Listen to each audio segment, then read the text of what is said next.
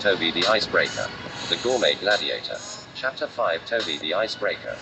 As I get home from the nurse's office, I open the door and my parents are standing at attention looking at me as if the devil just walked into their house. My father looks at me with a face that was all too familiar. The look of anger and disappointment is not at all vacant on his scrunched up face. My mother doesn't stare at me exactly, but instead stares at the ground. This look was strange.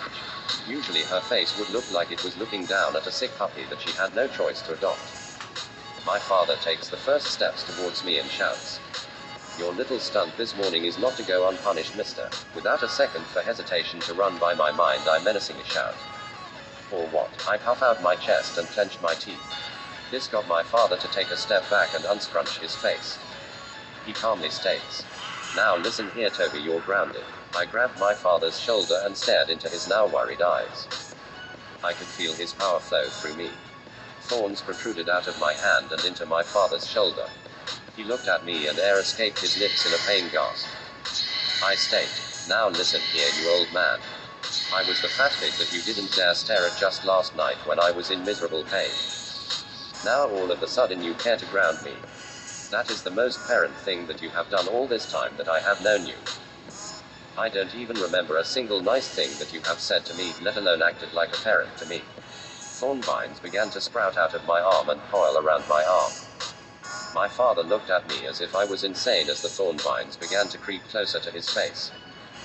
"If anything, I just need you to lay off my back for a while and let me adjust to the fact that I now have powers," he nervously says. I understand." My mother raises her head but then just as quickly lowers it. I take my hand off of my dad's shoulder and walk upstairs to my room. The vines recede and now I stand in my room.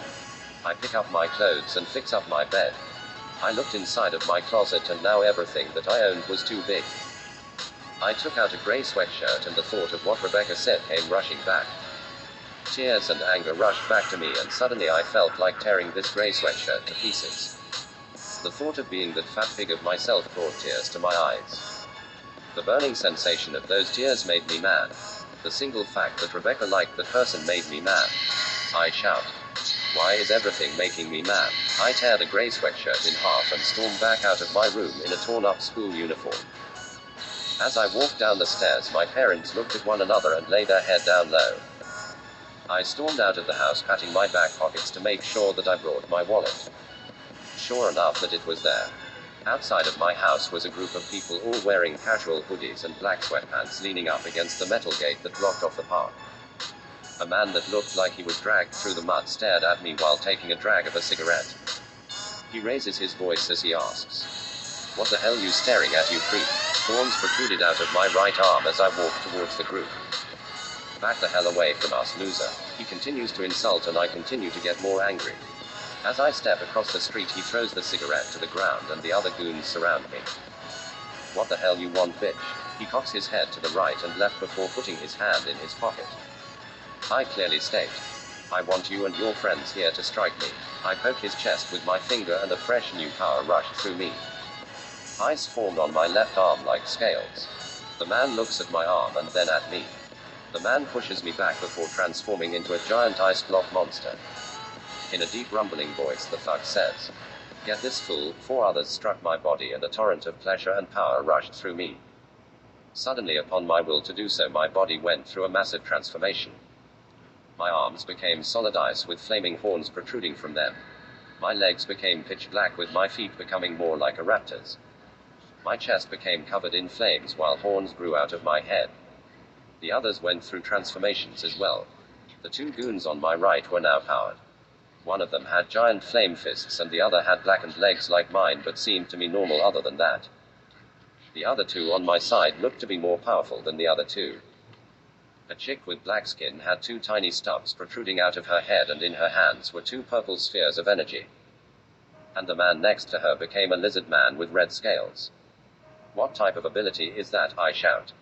"It doesn't matter." I swung my fist at the ice giant and launched him through the metal gate.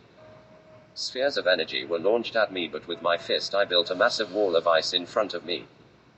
2 loud booms from the other side and all I saw was my wall crack. The lizard man scaled the wall and sneered at me. I launched a flaming thorn vine at him, but was interrupted as what felt like two people kicking me made me stumble forwards. I turn around and the lizard man jumps on my back. He chomps down on my neck. Thankful ice formed in the nick of time as his body became a part of mine as he turned to solid ice. A flame fist struck my chest, but I felt nothing. The man next to him submerged into his shadow and disappeared from sight as his shadow dispersed.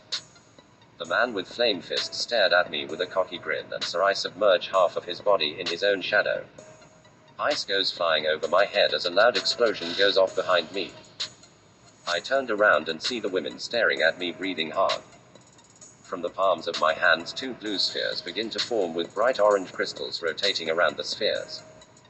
She launches a sphere of purple energy at me and I launch one of my spheres back at her. My sphere of energy absorbs hers before launching into her torso and exploding. She launches back into the street and the man appears out of her shadow and reveals himself. I reel back my arm as I get ready to throw my sphere, but a cold hand takes a hold on my wrist. I turn my head to see the ice giant. His body is heavily cracked, but on the other hand an ice blade began to form. I make the sphere go off in my hand, launching bits of my fingers off to melt in the streets as the ice giant lets go. He stumbles backwards as my fingers begin to form back. I make a wide line of shadow before me that leads straight to the ice giant before in a blur of speed running at him. Shadows swallow me and I become one with them. The ice giant looks down at the line of shadow before striking his ice blade down at it. The blade pierces the shadow and a sharp pain goes through my chest. The shadow was forced to recoil and spit me out onto the concrete. I stumble up on my feet and stare down the ice giant. I pound my fist into the ground and with a flow of power pushing out of my arms, giant thorn vines break out of the ground and lung straight at the ice giant. He held out his hands and a blizzard shot out and froze the vines in place. A man then pops out my shadow and strikes my jaw. I grabbed his wrist before he could fall back into the shadows. Now I can see him more clearly. Pitch white skin and no hair to be seen. He shouts, "Let me down," I menacingly state. "I will do." I slammed him into the ground, leaving a fitted crater just for him. I aimed the palm of my hand at him, and just as the flames were about to stream down on the man, an ice hammer came down on my face. I stumbled backwards as blood cubes came out of my nose. I take the ice sculpture of the man off of my shoulder and place him down on the ground. I stare back into the blizzard and see almost near nothing. To change things up, I raised my hands and streamed flames up into the sky, turning the blizzard into rain. As the flames disperse, I stare back and see the ice giant smile at me. I popped my neck before I began to run towards the ice giant. He ran towards me with his blade held high. As we swing at each other with all of our might, a loud boom goes off near us and makes us fall onto your butts. We looked towards where the sound came from and saw the one and only top chef Telisa. She stood there with a silky white chef's apron and her beautiful red crimson hair that went down past her shoulders. Her white complexion is neat and nearly sparkles even in the rain. But her face is scrunched up in anger. I stood up and a giant ice collar formed around my neck nearly instantly. I fell down to the ground. The ice giant recedes back to normal before staring at me with a cocky grin. Telisa walks over to me and calmly states, "You are under arrest, and from this point on you will not have the powers that you were given as legally required. You are to be given the cure. Since you cost over $1 million in collateral damage unless your family is ready to pay the fine. So I will ask you this once. Is your family prepared to pay the fine?" I say, "Yeah, they can easily pay for the fine. But why are you here?" She pinches the bridge of her nose before frustratingly saying, "Because the law is busy. Sir, I had to rush all the way over here and stop you kids. But kids, since this seems to be a fight in which you are the hero. So there might not be a fine since that man over there and his goonies are known enhancement dealers." My eyes scatter the streets wondering if I was about to get off scot-free. The enhanced dealer says, "My name is Gerulo Derelios. And this man came out of his house just across the street and started problems for me and my crew. I shouldn't be arrested or get my powers taken just because this dude over here decides that he has had a bad day. Why not just leave us alone and he pays the respective fine? And save yourself a lot of paperwork." He looked panicked, but what surprised me was that Telisa grew a smile. She states, "You know what? If this gentleman here agrees to such terms and has the fine paid off by tomorrow, then I don't care." She looks at me and waits for my response. I looked at her and with a dumbfounded look I say, "Sure. But why are you letting us off the hook?" Talisa says, "Because I think that something interesting might actually happen if I do." The ice block around my neck shattered to pieces, letting me stand up as Talisa walked away. I and the ice giant stared at each other. I walked closer to him as he stuck his hands in his pockets and smugly walked closer to me. His goons already are up and are behind me. The ice giant says, "So now since you know who I am, do you want something more?" I cocked my head back as I let out a deep breath of frustration. "Give me the best sample of an enhancement that you got. Since I have already proven that I can beat you and your crew, I want it for free." He chuckles as he says, "You serious? Because the last time I checked I think we stood on even footing. But just because you're paying the fine, I don't see why I can't give you a taste." He reaches into his pockets and pulls out a bottle of golden liquid. "This is top shit. One drink of this and even a weakling could make the top 10 chefs crawl back to their manners. Now get the fuck out of my face." He hands me the bottle of liquid and begins to walk away. I grab his shoulder and turn him around to face me. I ask, "How much can one person take?" The man pushes my hand off of his shoulder before he claims, "One bottle means 1 hour of drugs effect." Now of course you could stack them, but the power boost you would get from each bottle would rack up, along with the possibility to just turn over into the grave. I think the most I've seen a person drink is maybe 2 bottles at a time.